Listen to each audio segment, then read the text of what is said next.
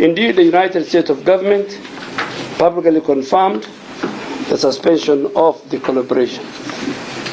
The ministry understanding of the conservatory order was that the court had suspended the implementation of the proposed collaboration between the government of Kenya and the United States government in relation to the Laikipia Air Base facility.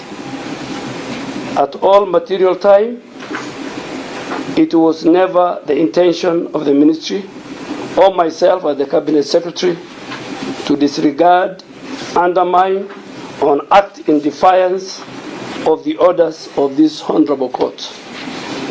The fear that the Laikipia facility could serve as a vehicle for Ebola importation into surrounding community is scientifically unfounded.